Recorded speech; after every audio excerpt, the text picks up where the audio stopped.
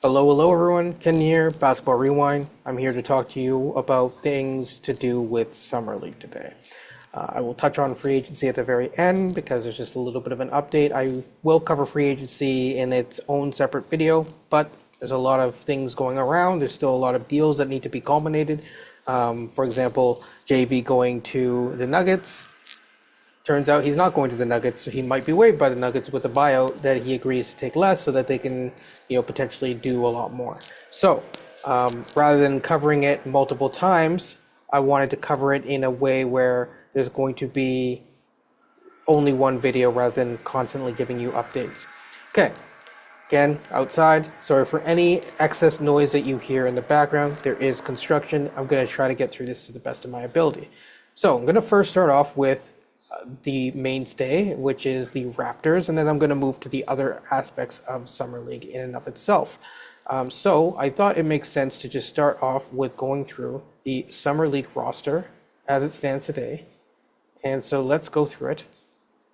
So this is the Raptors Summer League roster. There's going to be a couple players that are joining us from last season that are going to be back again. I know some people are surprised that Grady isn't on the Summer League roster. I would say that anytime there is anytime that there is a third-year player on a Summer League roster, it's usually because, for example, in the case of Taylor Hendricks, he got injured, missed all of last season. They want to see where he is. In general, you don't really want to see a whole bunch of different players coming back for a third season of Summer League. You want to see players kind of move on, and so that they can kind of have their own summer plan and move forward from there. So without a further ado, let's go through the particulars of this roster. I'm going to make this a little bit bigger. We can kind of ignore, where they played before or all that kind of good jazz, and kind of focus in on players that I think that are going to be most interesting. So, of course, returning from, players that played on the team last year, you're going to see AJ Lawson, you're going to see Ulrich Shomshe, you're going to see Castleton, and you will see Jonathan Mobo, Jamal Shed, and Jacoby Walter. Those are all really interesting players, but to me, those aren't the most interesting players. The most interesting players to me are the ones that I've highlighted. I kind of know what I'm going to get from AJ Lawson. I kind of know what I'm going to get from Battle. I think that it's important to have that kind of, okay, I know what I'm going to get from a player. He's an all-pro guy, mainly because of the fact that if I'm going through in Summer League, you're going to want to run sets and get players into spots that they're comfortable with, and having people that know what they're doing there are going to help with that. So to me, some of these guys are still trying out for larger NBA roles. Some of these are camp invites. Like, I don't know if Jamison Battle he's probably going to be here, but I don't know if Jamison Battle is for sure going to be here. I don't know for sure if AJ Lawson's going to be here, but more than likely they will probably be here. At least one of them will be here on the roster. So let's just keep it rolling.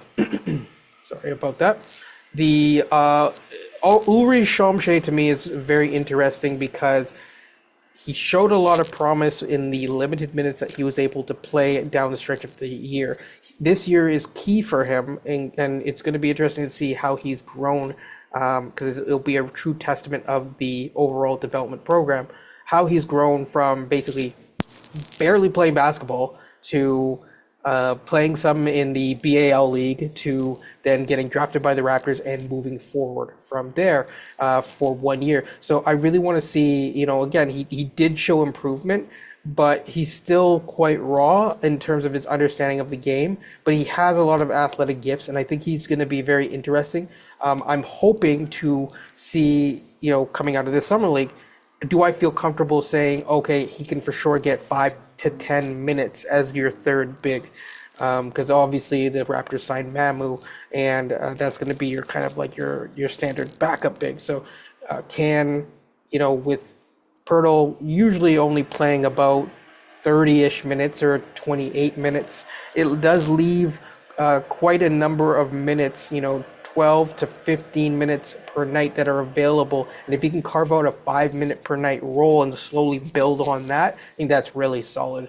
And should be a goal because I think after this year he is I think it was a 2 year two-way contract if I'm not mistaken. Moving on, Jonathan Mobo. Jonathan Mobo established himself as a defensive presence early on, able to switch on some bigs, but also move up to wing players, some guards. He's not really doing point of attack, but occasionally he could do point of attack. He did a really good job on Anthony Edwards as well as one can do on Anthony Edwards, of course.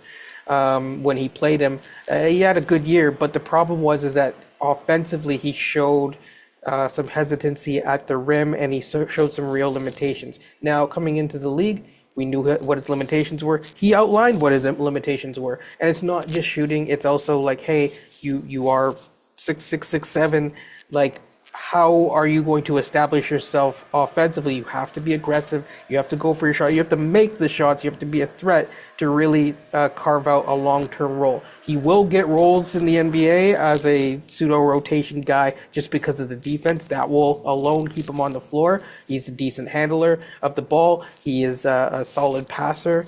But to really open up his game, because all you have to do is sit on passing lanes if he's not aggressive enough and if he can't make a 12 to 15 foot jumper, then it really limits what he can do in the lineups that you can play him in. Which brings me to my next point, which is Colin Murray-Boyles, who I'm not saying that it's a lazy comparison to say him and Colin and Mobo are similar, but they do have similar weaknesses in terms of an inability to spread the floor. Now, Colin Murray-Boyles has been working on his shot. I think he's got a much bigger body, in some ways more NBA ready than Mobo was when he first came in. I'm not sure if these are the weights that are listed here are an accurate representation of what their weight was during the combine, because if it is, Mobo might be bigger now, so that will also be interesting to see. But this is our first time seeing Colin Murray-Boyles against bigger competition. I say bigger because usually you have at least second and third year players coming who have played in the NBA, and some people who are pros that are trying to make the NBA that come in. And so in terms of the body size of the players that he's going to be going against, it's going to be different than the typical 18, 19-year-old bodies that he might have seen in college, as well as the height difference. That's definitely going to be really interesting, and I'm excited to see what he has to do. Obviously, he's the number 9 pick, so anytime you have a top-tier pick, I want to, let's focus on that more than any second-round guys.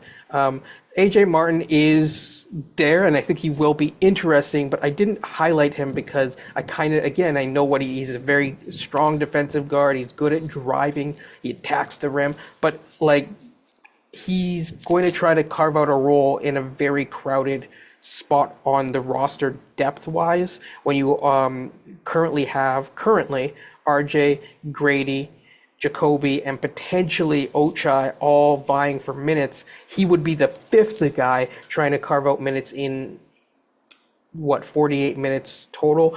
I'm expecting that one of at least Ochai might be an odd man out and RJ might be an odd man out just from a financial standpoint, but that hasn't happened yet. So yeah. So bringing me to my even if at best for him, you're looking at closer to someone who stands to be a third guard right now, as is. He's not a point guard, so I don't think he quite competes with Jamal Shead unless it depends on what you want Jamal Shead to do, which brings me to Jamal Shead. Jamal Shead defensively needs to kind of take a step up. He was a really good defensive player of the year in college, but you start asking yourself, was that partially Houston's schemes? They have notoriously been really good defensively. I know that they had Jarris Walker as well. He's really good at actually orchestrating the offense, and that was something that really impressed me about Jamal. But in terms of his ability to shoot the ball, he needs to show that he can do that on a more consistent basis. He showed it in flashes last year, but we need it more consistently. And then he needs to do more than just it looks like he's playing really good defense because of the effort, but it doesn't really translate through with the numbers and in actuality in terms of Jamal Shead. So that's what I'm looking for from those players so far. Brings me to my final player, Jacoby Walter. I think he showed a lot of promise. I really liked his pick in last year. It wasn't my like top pick, but I wasn't like, oh my gosh, like oh no, right? I was more so I was just happy, number one, that one of the guys was on the board. I kept seeing him falling, and he was an option where it's like, okay, he was supposed to be a top five pick, and he fell all the way to us. Obviously, as the combine goes, things and the season goes in terms of college, guys will fluctuate where they're supposed to be. I think he showed promise as being a kind of almost like a pseudo KCP guy. Maybe he shows more upside, but I think he's a guy that can work both on and off ball, and I'm excited to kind of see his progression. I think he did struggle a little bit with the self creation, but when he had opportunities that were created for him, he's really good at like seizing and seeing that opportunity, moving from there. So yeah. Okay, so that brings me to the next point. Raptors Summer League games. These are, if you are a Raptors fan, these are the games to look for. And then after that, we're going to go to the Summer League at large. So, Raptors Summer League games.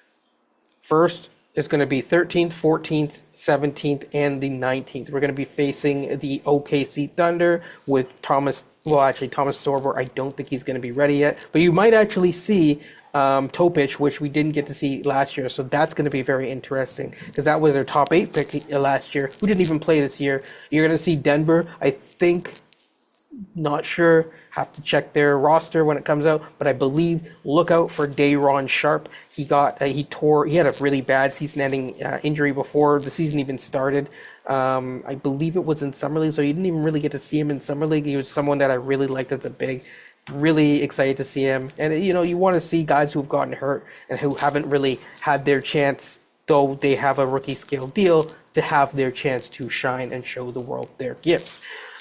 Utah Jazz are going on the 17th is going to be a big game because Ace Bailey will be in town, at the Thomas Mack Center. That will be on ESPN2, of course. You could see where they're going to be showing on the right-hand side of the screen and what the times are. Friday the 19th is going to be against Miami, and you can look out for Kasparas Yakachonis, and probably they will, I haven't looked at it yet, but while he had a good year, I would still like to see him in Summer League. So, Khalil Ware in a different role, perhaps, with a point guard. And it's a really nice pairing of the two because Kasparas Yakachonis really works well with a floor spacing big. And Khalil Ware can show that he can do that, and he has the height, too, to match. So, this is the overall Summer League schedule. There are 3 Summer Leagues this time around. It looks like the Orlando Summer League is kind of done for now. That is okay. But we see that the main Summer League is now sponsored by 2K. So NBA 2K Summer League, Las Vegas, the big one. That goes for between the 10th to the 20th. I think the Raptors actually have a solid Summer League roster. So I think that they should do well. I also see the Salt Lake City Classic, as they say, and the California Classic. Those are 2 ones that are going to be very interesting. We're going to look at those in just a second. I showed the dates up there, but again, the Cali Classic is the 5th, so starting as of the filming of today, it's going to be, probably it's going to come out, this is going to come out tomorrow, so it'll be today, but the 5th, the 6th, and the 8th, and the Salt Lake City Summer League has a bit of an overlap with the 5th and the 8th, but it differs because of the 7th. So 5th, 7th, and 8th for Salt Lake City. Watch out for the Salt Lake City if you really like guys like Ace Bailey. If you're a fan of Ace Bailey, I would definitely check out for that. And also just in general, they have a lot of fun players that are on the Utah Jazz that are just coming up because they have so many prospects because they've literally just, been tanking for so long. So really interesting there. All right, so let's go through the different overall schedule, and I will tell you what games, in my opinion, are most interesting. So, for example, if you're a Dalton Connect fan, you might see Dalton Connect in the California Classic right here. Personally, I'm not as interested in that. I'm more interested in seeing the Spurs with Dylan Harper. So tomorrow or Saturday, July 5th, at 4:30 p.m., I would stay tuned and be locked in for that. You'd see Yakachonis, you'd see potentially Khalil Ware. You will definitely more than likely see, knock on wood, unless someone gets injured, you are going to see a little bit of hopefully Dylan Harper. I don't know if they're going to send Castle, but they might send Castle as well, just to see how those two guys go. That's going to be a fun summer league team. That's going to be a very powerful summer league team in terms of the guard play. Moving along from there. So, okay. So yeah, this is all California Classic. Again, you're going to see the Spurs again and again, multiple times. But I think that the most interesting one is the Saturday here. Now, these aren't, for the true summer league games, so to speak, where you get the ring and everything, but it's a little bit of fun. We go on to the Salt Lake City one as well. If you are a Cedric Howard fan, and you want to also see Topic on OKC, this is the one for you. So that would be tomorrow at 7 p.m. as soon as the other one wraps up. These seem to be they're always typically Eastern Standard Time, but I would keep a lookout for that one. That is going to be very interesting. If you are a VJ Edgecombe and a guy, and you want to see him versus Ace Bailey, I would stay tuned and watch out for that Saturday. That Saturday is going to have a lot of good games, actually, between both summer leagues, not including the Las Vegas one. I think that these ones, this and the other one that I talked about, those are going to be really, really fun games. Other than that, you're going to kind of see a retread of these games, so that's just kind of like whatever. I'm not saying it's whatever, but I mean, those are like the quote-unquote the premier games of those specific summer leagues, in my opinion. I know some people will look out for the Grizzlies versus Philly, so anytime you're going to see that, sure, but really it's either you're watching out for Utah with Ace Bailey to see how he performs, or you're going to be looking out for like a guy like BJ Edgecombe. Anytime you're going to have top four guys, that's always going to be the most fun. Okay, so now we keep it moving. We look at the 2K one, the 2K official Las Vegas Summer League, and we're going to pick out some games that I think that are going to be pretty solid. If you're a Rob Dillingham fan, this is the one for you. And that is going to be very early on the Thursday on the 10th. Now, the other side of that bracket right there is going to be Derek Queen. So again, I think Derek Queen, Joe Dumars has gotten a lot of flack for picking him high up. Not only are you going to see Derek Queen, but you're also going to see Fears and how they kind of work together very early. That, to me, is a very interesting team. It's a very interesting team dynamic. And, I'm focusing more on that team than just Rob Dillingham, of course. You might see Leonard Miller. We'll see.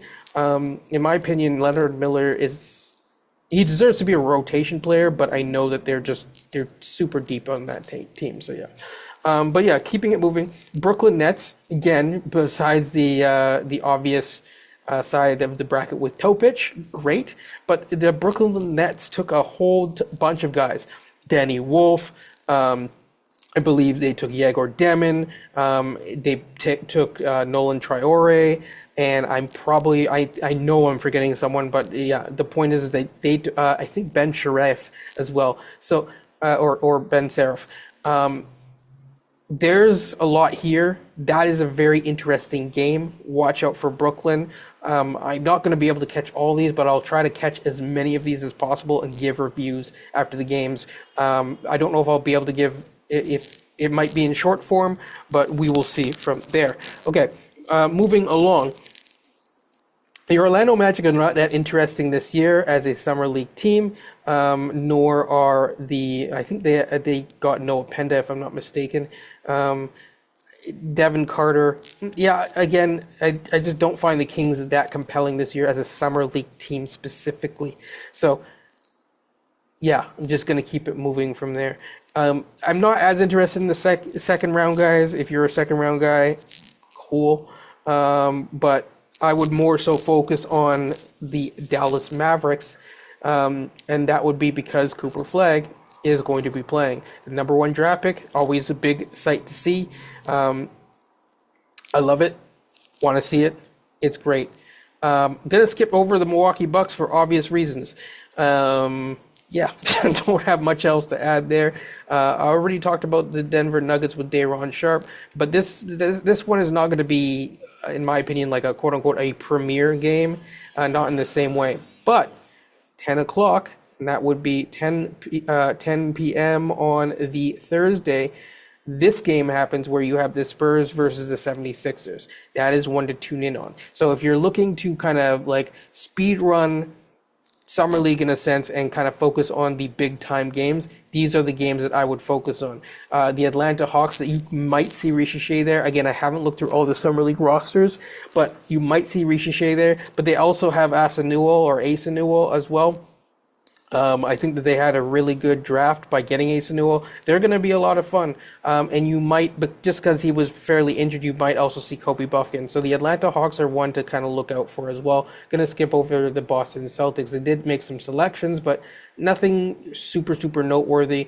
Okay, Chicago Bulls, Toronto Raptors. We've already kind of covered this game earlier, but it is one. Now, if you are a Raptors fan and you were dying to see Malawach play, well, he is going to be playing against the LA Clippers. I would keep an eye out for that. Well, did Noah Penda get traded to the... I know the Clippers got someone because they made a trade during the draft. But anyways, sorry, I got distracted there. I would be watching out for this one. Malawach versus the Washington Wizards. Washington Wizards are going to be sending a lot of guys. So, but a lot of they're a fun team. You're not going to be likely to see Bilal, but you will see Bub Carrington. You likely see Trey Johnson. You potentially will see Alexander Sarr. That's like you might see their team coming in to Summer League, basically, more or less. So that's going to be exciting. And the Rockets aren't as exciting this year for obvious reasons because they got KD. Moving along, Portland Trail Blazers. If you want to see a Yang, you are one of the Yang Gang people. Maybe they also toss out Klingon. I'm interested to see if they can play them together. This is a fun Summer League team. You won't see Scoot Henderson, and you won't see a lot of guys actually, but they did make some selections in this draft, and I think that Portland is going to be a fun team to look out for. Oh, one other thing.